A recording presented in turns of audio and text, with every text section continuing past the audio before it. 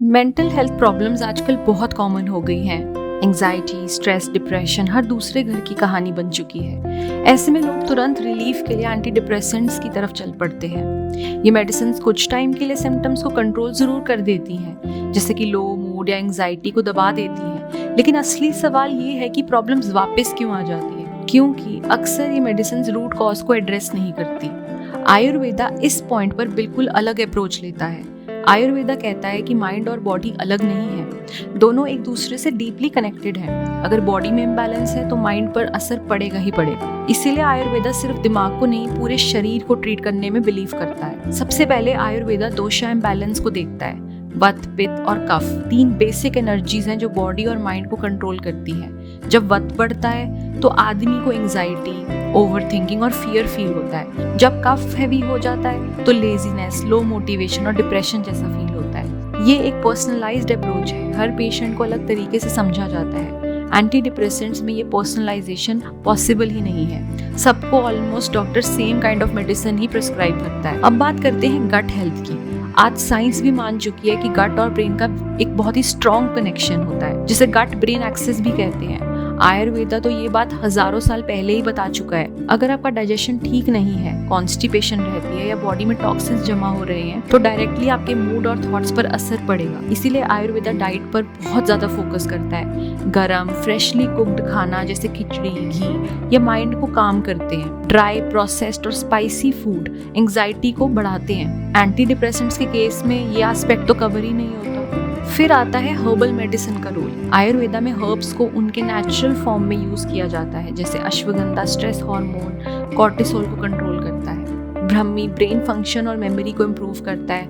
Jatamansi mind को काम करता है। ये हर्ब्स ब्रेन को हील करते हैं, सिर्फ सिम्टम्स को सप्रेस नहीं करते। मॉडर्न मेडिसिन में केमिकल्स आइसोलेटेड फॉर्म में होते हैं, जो कभी कभी साइड इफेक्ट्स भी देते हैं, जैसे स्लीप डिस्टर्बेंस, वेट गेन या डिपेंडेंसी भी हो सकती है दवाई पर।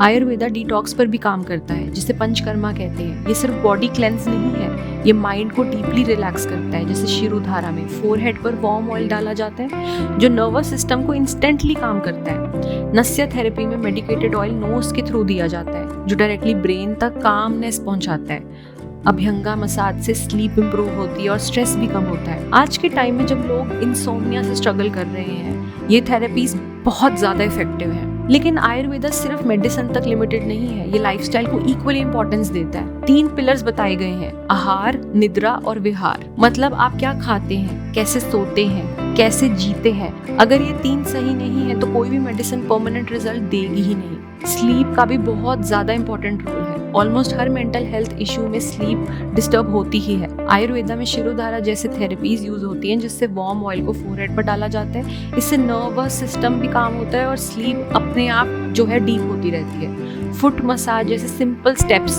आप खुद भी घर पे कर सकते हो और आपके माइंड को रिलैक्स ही करेंगे। एक और इम्पॉर्टेंट बात है जो आयुर्वेदा बताता है, वो है सेंसरी कंट्रोल। हम सिर्फ खाने से नहीं, देखने, सुनने और सोचने से भी इम्पैक्ट होते हैं। अगर आप दिन भर नेगेटिव न्यूज़ देखते रहेंगे, सोशल मीडिया पे अपने आप को कंपेयर करेंगे लोगों से, या वॉयलेंट कंटेंट कंज्यूम करेंगे, तो आप क्या एक्सपेक्ट करते हैं? ये भी माइंड को डिस्टर्ब ही करेगा। आयुर्वेदा कहता है कि अपने सेंसरी इनपुट को क्लीन रखो, लेस रखो, कम से कम रखो। बात सिर्फ ये है कि कोई भी कंटेंट को ऐसे ही कंज्यूम मत करो, सोच समझ के अपने साथ कंटेंट को जोड़ो। ब्रीदिंग टेक्निक्स भी बहुत पावरफुल होती हैं। प्राणायाम जैसे अनुलोम विलोम या भ्रामरी इंस्टेंटली एंजाइटी को काम कर सकते हैं। जब आप अपनी सांस कंट्रोल रखते हैं तो आप अपने माइंड को कंट्रोल में ले आते हैं। ये एक ऐसा टूल है जो आपके पास हमेशा होता है, किसी पिल की जरूरत नहीं पड़ती। आयुर्वेदा मेंटल हेल्थ को सिर्फ डिजीज के रूप में नहीं देखता, ये एक जर्नी है जिसमें हम अपने माइंड को तमस से सत्व की तरफ लेके जाते हैं। तमस मतलब हैवीनेस और नेगेटिविटी, रजस मतलब ओवर एक्टिविटी और रेस्टलेस रहना, और सत्व मतलब क्लैरिटी, पीस और बैलेंस। फाइनल गोल होता है एक स्ट्रॉन्ग माइंड बनाना, ऐसा इंसान जो स्ट्रेसफुल सिचुएशंस में भी अपने आप को स्टेबल रख सके, जिसकी मेमोरी शार्प हो, जो ग्रेटफुल हो, इमोशनली स्ट्रॉन्ग हो, अपने इमोशंस को रेगुलेट करना जानता हो। आयुर्वेदा इसको सत्व डोमिनेंट पर्सनैलिटी कहता है।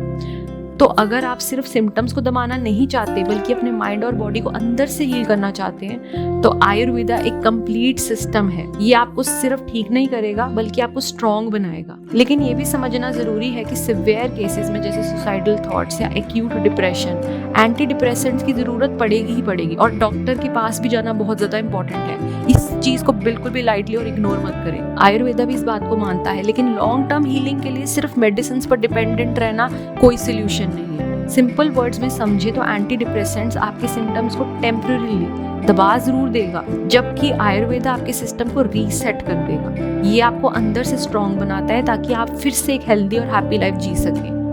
इसीलिए अगर आप मेंटल हेल्थ को सीरियसली लेना चाहते हैं तो आयुर्वेदा एक कंप्लीट नेचुरल और सस्टेनेबल सोल्यूशन देता है। दूसरा, काउंसलिंग और इमोशनल सपोर्ट जिससे माइंड स्ट्रॉन्ग बने, इसको भी एक ऑप्शन बनाइए। तीसरा, जो कि सबसे ज़्यादा इम्पॉर्टेंट है, स्पिरिचुअल कनेक्शन, जिससे इंसान अपनी लाइफ को डीपर लेवल पर समझ सकता है। ये एक कंप्लीट अप्रोच बनेगा जो एंटी डिप्रेसेंट्स कभी भी प्रोवाइड नहीं कर पाएगा। ये सिर्फ आपको ठीक नहीं करेगा बल्कि आपको जीने का एक बेटर तरीका सिखाएगा।